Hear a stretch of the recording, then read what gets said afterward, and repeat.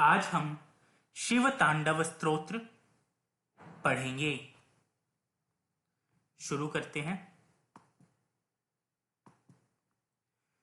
जटाटवी गलज्ज्वल प्रवाह पावितस्थले गलेवलम्ब्य लम्बिताम्बुजङ्गतुङ्गमालिकां डमड्डमड्डमड्डमन्निनादवड्डमर्वयं चकार चण्डताण्डवं तनोतु नः शिवः शिवम्।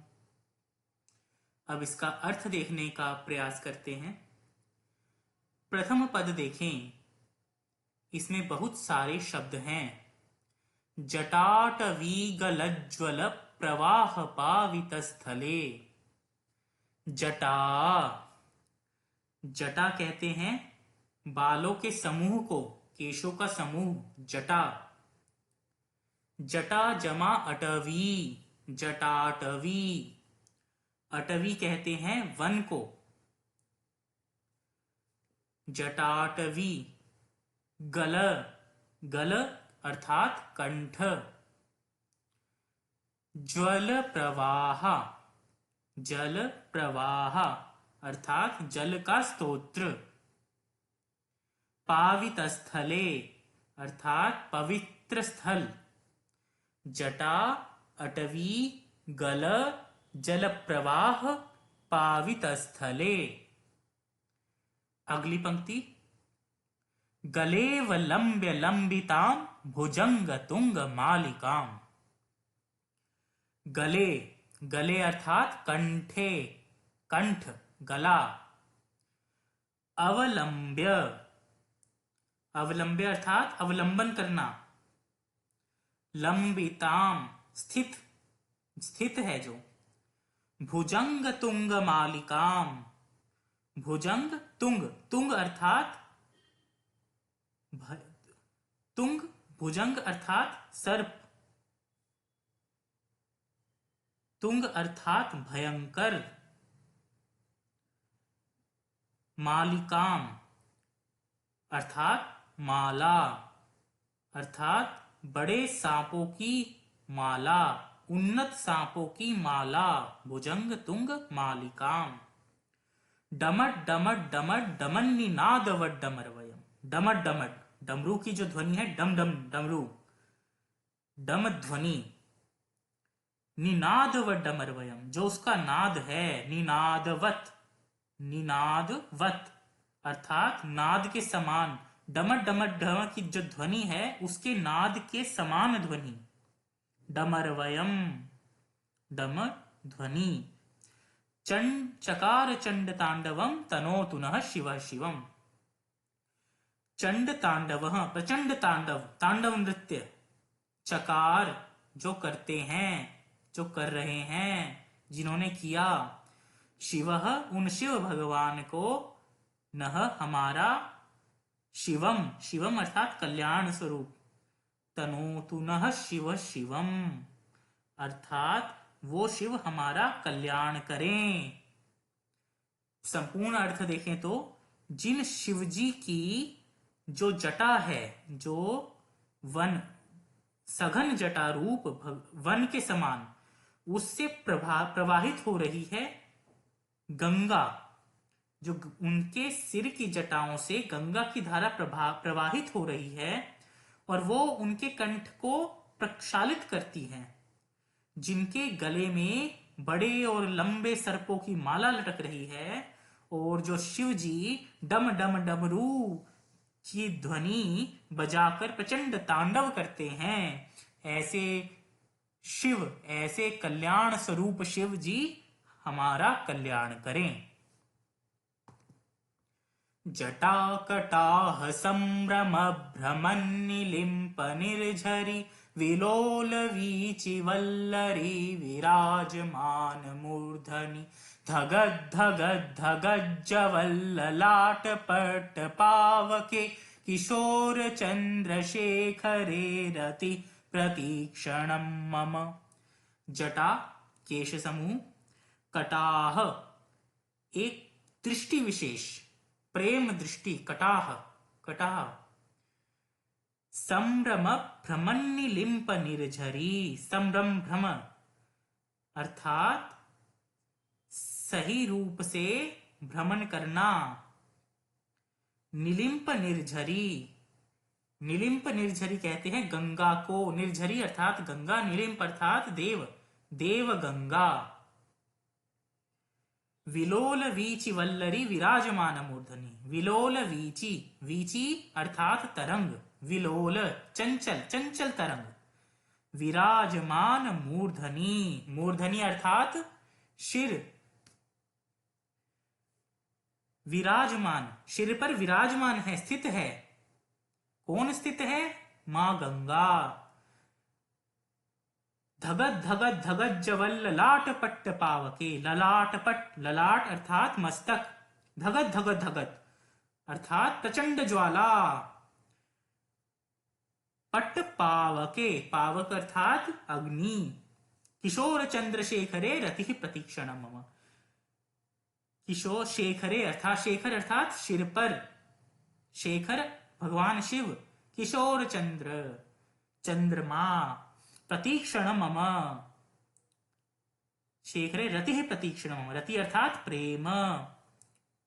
अर्थात संपूर्ण अर्थ देखे तो जिन शिवजी की जटाओं में अति वेग से भ्रमण कर रही देवी गंगा की लहरें उनके शीश पर लहरा रही हैं, जिनके मस्तक पर अग्नि की प्रचंड ज्वाला धधक धधक कर कर प्रज्वलित हो रही हैं, उन बाल चंद्रमा से विभूषित भगवान शिव जी में मेरा अनुराग, रति ही अर्थात प्रेम, हर क्षण प्रतिक्षण बढ़ता रहे।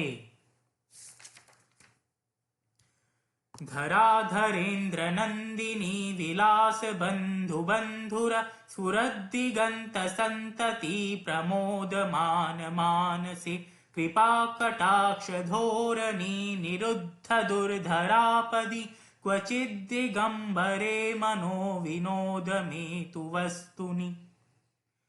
धराधरेन्द्र, धराधरेन्द्र धरस्य इंद्रः पर्वतराज। नंदिनी पुत्री अर्थात गिरिराज पुत्री अर्थात मां पार्वती। विलास बंधु बंधुरः, बंधु बंधुरः अर्थात सिंदूर कुमकुम आदि जो भी सौभाग्य से, सौभाग्य समान जो चिन्ह हैं, स्त्री के सौभाग्य को दर्शाते जो चिन्ह है, बंधु बंधुरः। स्फुरत दिगंत संतति प्रमोदमान मानसे। स्फुरत अर्थात प्रकाशमय, प्रकाशित।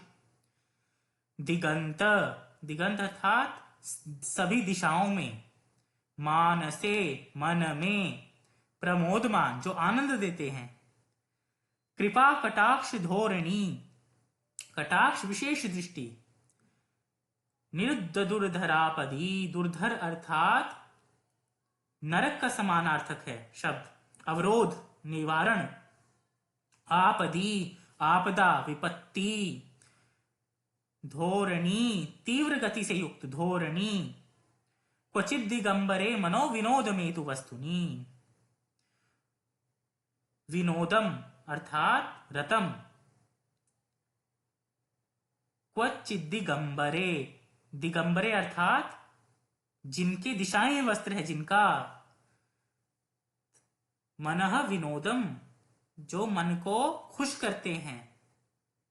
संपूर्ण अर्थ देखें, जो पार्वती जी के विलासमय रमणीय कटाक्षों से परम आनंदित रहते हैं, आनंदित चित्त रहते हैं, जिनके मस्तक में संपूर्ण सृष्टि और प्राणी वास करते हैं। प्रमोद मान मानसे जिनके मन में सभी प्राणी निवास करते हैं, जिनकी कृपा दृष्टि मात्र से भक्तों की सारी विपत्ति दूर हो जाती, सारी आपदाएं दूर हो जाती हैं। ऐसे दिगंबर शिव जी की आराधना से मेरा चित्त आनंदित होगा। कब आनंदित होगा? ये रावण द्वारा रचित है। रावण जी प्रार्थना कर रहे हैं। जो रावण है वो पंडित था, भगवान शिव का भक्त था। आगे उसने दुष्ट काम किए जिसका उसे दंड मिला।